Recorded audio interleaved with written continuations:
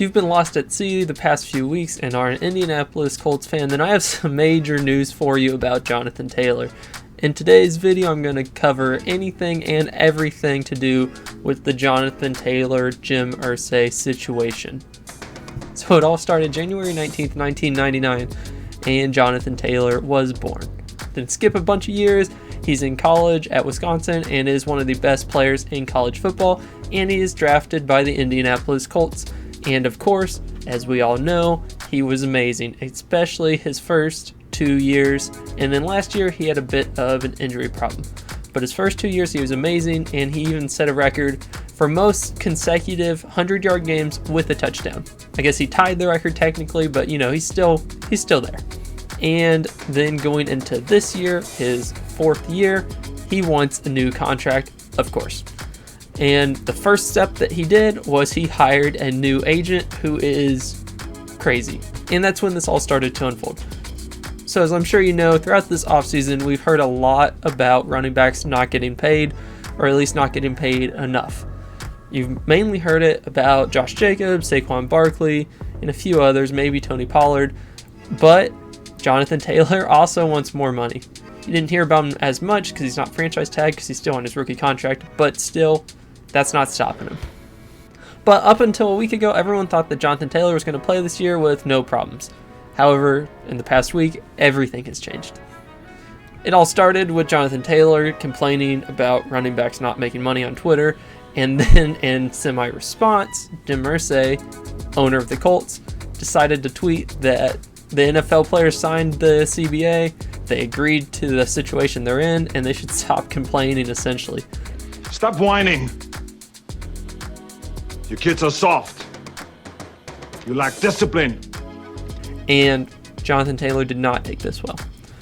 So his agent and Jonathan Taylor have had a bit of a back and forth, and Jim Irsay has tweeted some really weird stuff. He even tweeted tonight, "If I die tonight and Jonathan Taylor is out of the league, no one is going to miss us." Now, I don't know what this means. I don't know if it's like a flex, if it's a joke, or I don't know. It's weird. He's a billionaire. I guess billionaires kind of do weird stuff, like Elon Musk just changed the name of Twitter. But I'm pretty sure it's not a good thing. And since then, the situation's got even worse with Taylor's agent saying he does not think the relationship can be fixed. And then, of course, to fix it, Jim Irsay drove his bus down to training camp. Him and Jonathan Taylor are going to have a nice face-to-face talk. They're gonna figure it all out. Putting skin-on-skin handshakes. And it didn't work. Oh, so close. Immediately after the bus meeting, it came out that Jonathan Taylor has requested a trade. And if it couldn't get crazier than Jim Irsay and Jonathan Taylor's agent battling it out on Twitter, it did.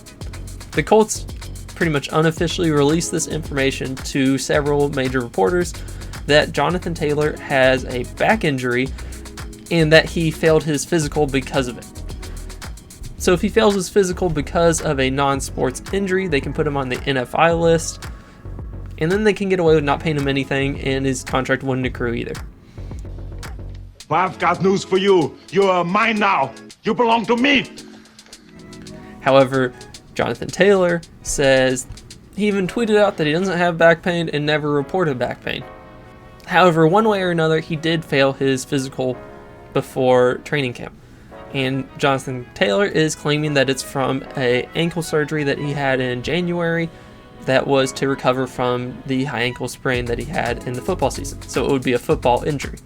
And this is important because if it's a football injury, then you still get paid. The contract still accrues. If it's a non-football injury, you don't. And on this one, I really have to side with Jonathan Taylor. I think what happened was he went to camp, he went to the physical, he just kind of said, "Ow, I kind of hurt," so he wouldn't have to practice, so he could do what is now called a hold-in, which is where you go to practice, you kind of complain about some minor injuries, and you don't practice, but you don't get fined for skipping practice, since you are technically there. Because nowadays, you lose $40,000 per practice if you skip practice. And I think the Colts saw this, and they're like, you know what, if you want to play around, we'll play with you, and they're smashing into each other. And that's the quick 2 or 3 minute recap. But it gets a lot weirder when you look into the background of each of these people, specifically Jim Irsay and Jonathan Taylor's agent. So if you weren't aware, Jim Irsay is potentially now the worst owner in the league. He was arrested in 2014 and suspended for several games for a DUI, and he's had several controversies throughout his ownership. And on the other hand, the agent that Jonathan Taylor just hired tweeted out this several years ago. So I'm not sure why he would tweet anything like this out. I don't know why Jonathan Taylor would hire this guy. He's known for being crazy. But I guess maybe crazy will get some things done. And then the weird part to me about Jonathan Taylor is essentially, why did he go from being so team friendly to demanding a trade and doing a 180-degree turn on the organization and all the fans there? If you look into Jonathan Taylor, he is pretty much the ideal athlete of a running back to pay. Essentially, if you're not going to pay Jonathan Taylor, you're not going to pay a single running back at all. Jonathan Taylor is 24 years old. He's done great every single year, and he has not had any major injuries. He did miss several games last year, but those were from a high ankle sprain, and essentially in the NFL, a major injury is a season-ending injury like a ACL tear. So he hasn't had any torn ligaments or anything like that. However, the Colts do have a few reasons not to pay him. One, he's not in his final year, so they could have him play this year, they could franchise tag him next year, and they could franchise tag him the following year. So if you could do that, why would you pay him now? And also, Jonathan Taylor has the record for most rushing yards in the first 3 years of being a college football player. And while that's great, a bunch of yards, running down the field, it also means he ran down the field a lot and got hit a lot. So he's more miles than other running backs. But as we all know at this point, NFL teams don't feel that they have to pay running backs in general. If you look at the past 10 Super Bowl winners, almost none of them have 1,000-yard rushers, and it's kind of seen as a luxury and not a need at this point. So since Jonathan Taylor has kind of done everything he possibly could right, and the Colts have pretty fair reason not to pay him, they're kind of playing a game of chicken. However, Jim Irsay is crazy enough to blow the whole thing up, so Jonathan Taylor might need to watch out. And there are a few possible solutions to this whole issue. The first is that the Colts give him an extension, which I don't think is going to happen. It's said that Jonathan Taylor wants around $15 or $16 million per year, which is more than anybody is getting these days, and the franchise tag is only $10 million. The reason it's $15 or $16 million is that's about what Christian McCaffrey's making, but he did sign his contract a long time ago, and no one else is anywhere near him. So the first option is the Colts giving him a contract. The second option is he folds, he gives up, he plays, and we just kind of forget about it. Kind of like what happened with Saquon Barkley, where he talks all this big game, and then the Giants offer him like $20,000 and he just caves in and plays. So he could just give up. The third option is he could sit out for the year. However, the Colts have said they would put him on the non-football injury list, which would mean a year wouldn't accrue, and essentially sitting out would do nothing for him, and it would cost him millions of dollars. And of course, the last option is the Colts actually trade him, but I really don't think this will happen. They said that they're asking for a premium pick, so a first or a second round pick. Now, this is crazy, but the 49ers did trade a second, third, fourth, and fifth round pick for Christian McCaffrey, so it's not unheard of. And I would think that Jonathan Taylor would be more valuable than Christian McCaffrey because he's so much younger. But if he does get traded, where is he going to go? So, of course, Vegas has betting odds for this. The heavy favorite is the Colts, and then it's the Jets, Dolphins, Patriots, Bears, and Rams. Of these, a few of them make a lot of sense, and a few don't.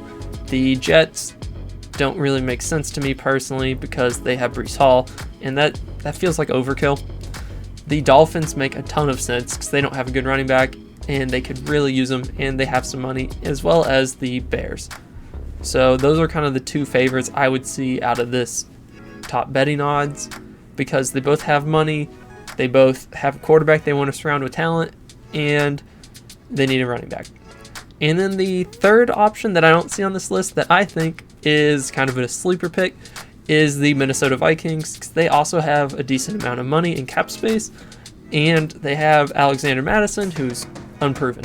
So, the hype train's there. They've said he's great, but, we'll see it when it happens. So what do you think's going to happen with Jonathan Taylor? Do you think he's going to play? Do you think he's going to sit? Do you think he's going to get traded? There's a bunch of options, it seems like. But yeah, leave a like, leave a subscribe, and a comment below. Thanks.